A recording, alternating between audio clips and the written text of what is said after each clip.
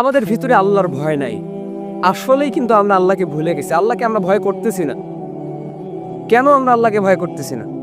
আপনি জানেন কিয়ামতের দিন আপনি যখন আল্লাহর সামনে দাঁড়াবেন, আপনি যখন আপনার লিস্ট থেকে যে আমলনামা আল্লাহ পাক দিবেন এবং বলবেন পড়ো তোমার আমলনামা ইকরা কিতাবাক, এই লিস্টে আপনার যখন মামলাগুলো আপনার এক এক করে আপনাকে পড়ে শোনানো হবে, সেদিন আপনি আল্লাহকে কি বলবেন? আপনি জানেন যে আল্লাহ শুধু একটু সময় দাও, এবার শুধু আমাকে দুনিয়ার মধ্যে পাঠাও, এবার দুনিয়ায় গেলে আমি খাওয়া দাওয়া ঘুম সব ছেড়ে দিব, আল্লাহ শুধু তোমার ইবাদত করব।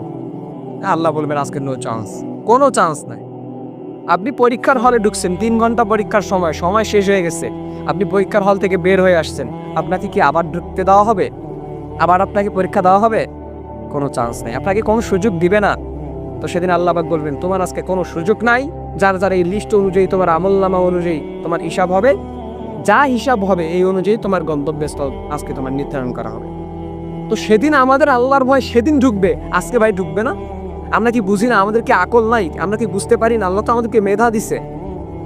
আমরা দুনিয়ার মধ্যে কিসের পিছনে ছুটতেছি?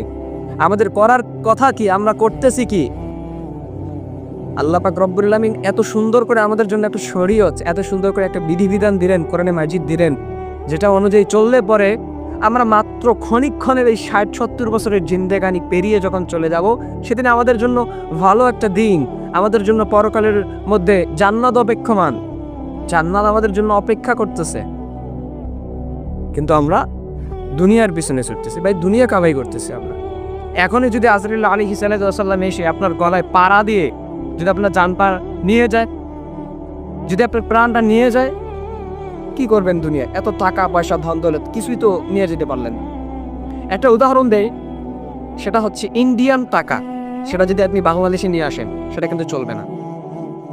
এরপরে সৌদি আরব বলেন, দুবাই বলেন, অস্ট্রেলিয়া, যত দেশ আছে এই দেশগুলোর টাকা যদি আপনি বাংলাদেশে চালান চলবে না, কিংবা এক দেশের টাকা আরেক দেশে যদি আপনি চালান চলবে না, কারণ সেই দেশের টাকা লাগবে। আপনি কবরের জীবনটাতে আপনার দরকার হচ্ছে আমল, আপনার দরকার ইবাদত, আপনার দরকার সওয়াব, আপনার দরকার নেকি।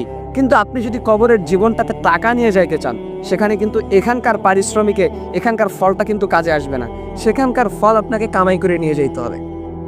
তো এই জন্য আমরা দুনিয়ার মধ্যে কিসের পিছনে ছুটতেছি? আমাদের আমল করা উচিত, কারণ পরকালটা আমাদের আজীবনের জন্য, পরকাল আমাদের জন্য আজীবনের। আমরা কিসের জন্য ছুটতেছি, কিসের পিছনে ছুটতেছি? যে জিনিসটা আমাদের স্থায়ীভাবে কাজে লাগবে সেই জিনিসটার পিছনে না ছুটে আমরা দুনিয়াবি চিন্তায়, দুনিয়াবি কাজে আমরা মগ্ন। আল্লাহ পাক আমাদেরকে কিসের জন্য পাঠিয়েছেন? আল্লাহ পাক জিন এবং ইনসানকে সৃষ্টি করলেন ইবাদতের জন্য, কিন্তু ইবাদত না করে, সে আল্লাহর গোলামি না করে আমরা দুনিয়া